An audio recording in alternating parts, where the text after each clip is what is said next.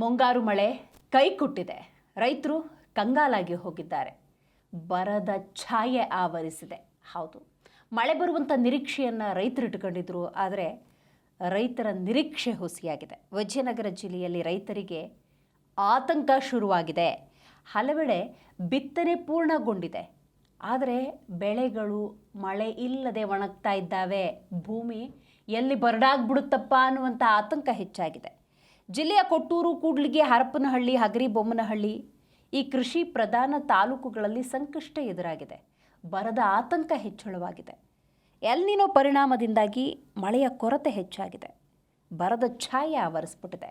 ಬಿತ್ತನೆ ಮಾಡಿದಂಥ ಬೆಳೆ ಉಳಿಸ್ಕೊಳ್ಳೋದಕ್ಕೆ ರೈತರು ಹರಸಾಹಸ ಪಟ್ಟಿದ್ದಾರೆ. ಕೆಲವು ಕಡೆ ಸಣ್ಣ ಪುಟ್ಟ ಸಸಿಗಳು, ಕೆಲವೊಂದು ಕಡೆ ಬಿತ್ತನೆ ಬೀಜದಿಂದ ಮೊಳಕೆ ಹೊಡೆದಂತಹ ಗಿಡಗಳು ಅಥವಾ ಸಸಿಗಳು ಎಲ್ಲಿ ಈ ಬಿಸಿಲ ಜಳಕ್ಕೆ ಮುದುಡು ಹೋಗ್ಬಿಡ್ತಾವೋ, ಹಾಳಾಗ್ಬಿಡುತ್ತೋ ಅನ್ನುವಂಥ ಆತಂಕ. ಕೆರೆ, ಕಟ್ಟೆ, ಹಳ್ಳ, ಕೊಳ್ಳಗಳಲ್ಲಿ ನೀರಿನ ಮಟ್ಟ ಕೂಡ ಕುಸಿತಗೊಂಡಿದೆ.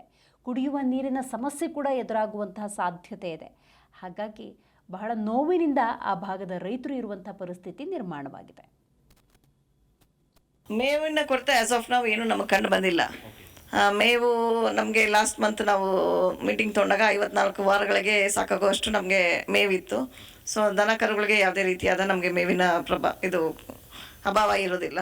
ಹಾಗೆ ಈಗ ಬೇರೆ ನಮಗೆ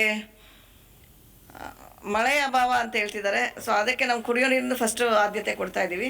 ಕುಡಿಯೋ ನೀರಿಗೆ ಸಂಬಂಧಪಟ್ಟಂತೆ ನಾವು ಬೋರ್ವೆಲ್ಸ್ ಎಲ್ಲ ಐಡೆಂಟಿಫೈ ಮಾಡಿ ಇಟ್ಕೊಂಡಿದ್ದೀವಿ, ಪ್ರೈವೇಟ್ ಬೋರ್ವೆಲ್ಸ್ ಎಲ್ಲ. ಸೊ ಪ್ರೈವೇಟ್ ಬೋರ್ವೆಲ್ಸಿಂದ ನಾವು ನೀರನ್ನು ನಾವೀಗ ಕೊಡ್ತಾ ಇದ್ದೀವಿ. ಸುಮಾರು ಒಂದು 14 ಗ್ರಾಮಗಳು ನಮಗೆ ಈಗ ಅಭಾವ ಅಂತ ಕಂಡು ಬಂದಿದೆ. ಸೊ ಅಲ್ಲಿ ನೀರಿನ ವ್ಯವಸ್ಥೆಗೆ ನಾವು ಸಮರ್ಪಕ ಕ್ರಮವನ್ನು ತಗೊಂಡಿದ್ದೀವಿ.